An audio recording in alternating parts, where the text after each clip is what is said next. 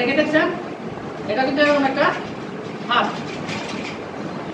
এই ভাতটা হচ্ছে আমরা কুমড়া জাতীয় ফসলের জন্য। কুমড়া জাতীয় ফসল কোনটা? লাউ, মিষ্টি কুমড়া আছে বলে না? দেশে লাউ, শীত লাউ, করলা, কাঁকরোল, ঝিঙ্গে, তারপরে পটল, মানে এইগুলি যা আছে সম্পূর্ণ এটা কিন্তু কুমড়া জাতীয় ফসল। মানে লতানো জাতীয় গাছ আছে না, এগুলো যারা হয় আমরা কুমড়া জাতীয় ফসল। কুমড়া জাতীয় ফসলের জন্য এই ভাত আছে দেখেন, কিন্তু আমি আগে থেকে ঝুলে রাখছি এখানে। তাহলে এখানে কি দেওয়া আছে?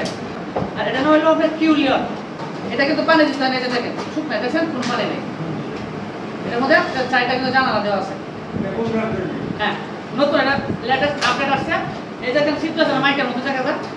এখানে কিন্তু আমরা তো নিতে ভিতরে ঝুলাই দেবো। এই যে দেখেন আমি ঢুকালাম, এখন কি করবে? এই দিক থেকে কিন্তু পোকাটা ঢুকবে। এই যে শীত আছে, পোকা ঢোকার পরে এখানে কিন্তু পোকা কিন্তু বইরে যাবে অনেক। যদি পোকা থাকে এখানে পরে কিন্তু তারা আস্তে আস্তে এখানে মারা যাবে, কারণ সে দীর্ঘকাল যখন খাদ্য খাওয়া পাবে না, কয়েকদিন থেকে মারা যাবে। আবার অথবা এটাকে মুখটা নিয়ে একটা পলিথিনে বইরে নিয়ে মুখটা ধরে পরে মুখটা খুলে যায় পিসে মারিয়ে ফেলে। কিন্তু এখানে কিন্তু তাহলে এটা ফুট না, কারণ এখানে আমরা পানিটা দিব। অনেক সময় বড় বড় কিছু যদি দিই, পানি না বদলে কিন্তু পোকারা পচে নিচে যখন মারা যায় তখন পচে না, দুর্গন্ধ কিন্তু এটা কিন্তু ট্র্যাপটার কাজ হয়ে যায়, অকার্যকর হয়ে যায়।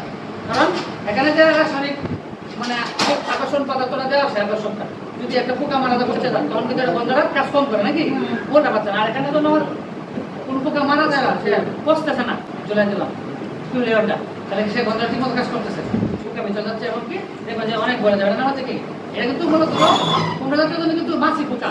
আর মাছি পোকা তো দেখে দেখে আমরা বলা বলি না, বলার মতো দেখতে শুরু আর কি, শুরু চাইছে আপনার স্থাপন করবেন, তাহলে কিন্তু আপনার চিন্তা সব ছাড়া মানে ফসলটা খাইতে পারবেন।